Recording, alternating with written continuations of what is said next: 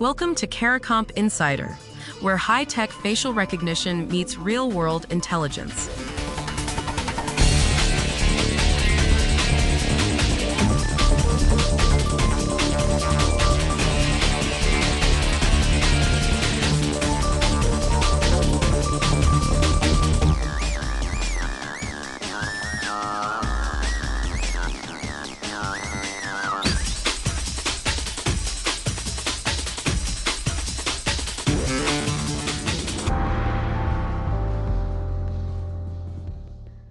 An employee at the engineering firm Arup joined a video call with his C.F.O. and several colleagues.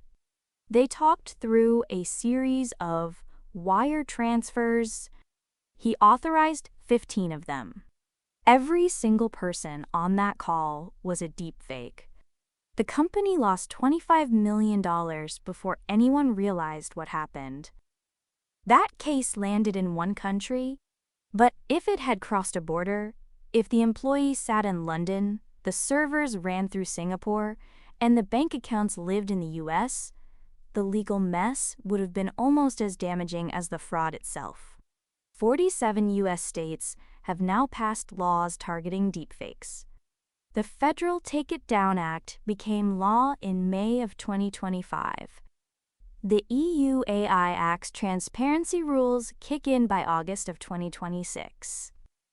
And none of them agree on what a deepfake is, how to prove one, or what to do about it. If you've ever been on a video call or had your photo posted online or sent a voice message, your face and your voice now exist in a world where faking them is easy and prosecuting the fakers is a jurisdictional maze.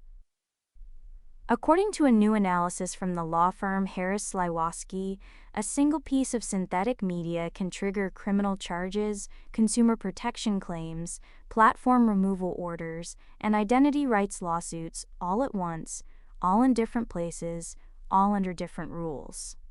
So what happens when the evidence that proves a deepfake in Texas gets thrown out in Brussels? Start with the sheer speed of what's happened. According to Ballotpedia's legislative tracker, more than 4 out of every 5 state deepfake laws on the books right now were approved in just 2024 and 2025. In 2025 alone, state legislators saw 146 bills introduced with language specifically targeting AI-generated deepfakes. That's not a slow build. That's a stampede. And when legislatures move that fast, they don't coordinate. Some states call it synthetic media. 7 states use that term. 6 others say materially deceptive media. 3 just say deepfakes. Those aren't just different labels, they carry different legal definitions, different burdens of proof, and different penalties. For anyone who's ever shared a video online, that means the same clip could be legal in one state and criminal in the next. Now zoom out past US borders. The EU is building its approach around disclosure. Article 50 of the EU AI Act requires anyone who creates or manipulates content with AI to label it transparently.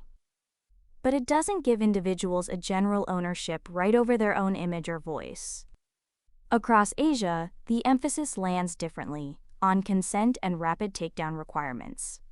So you've got 3 broad regulatory philosophies operating at the same time.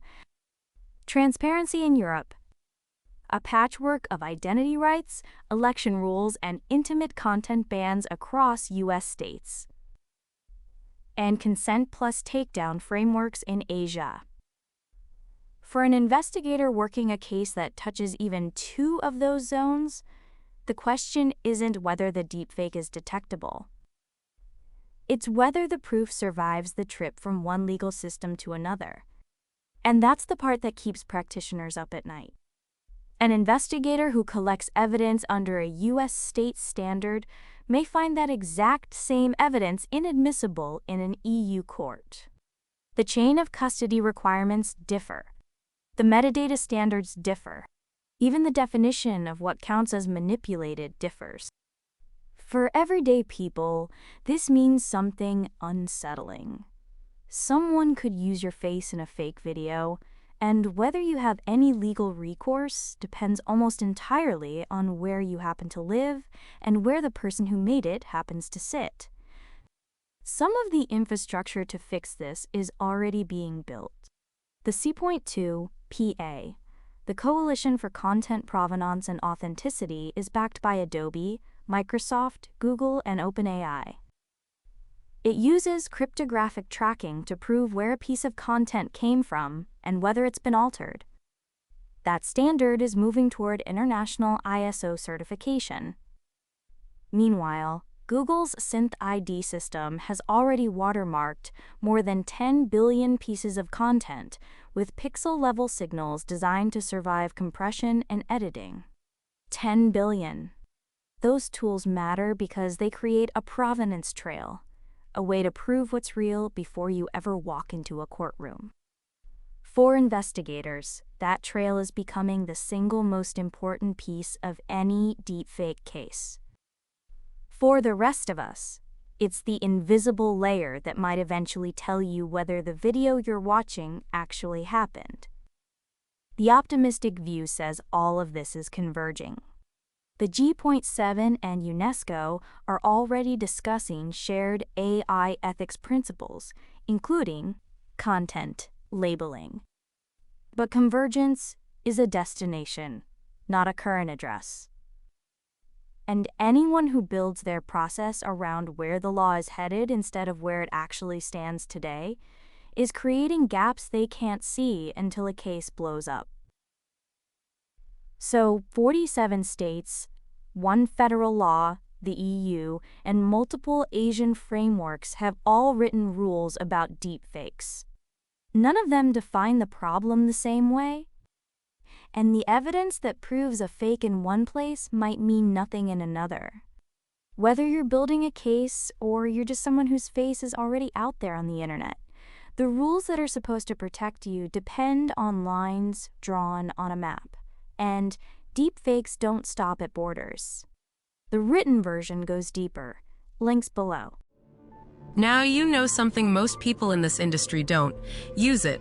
And when you're ready to put it to work, caracomp.com. We'll see you tomorrow.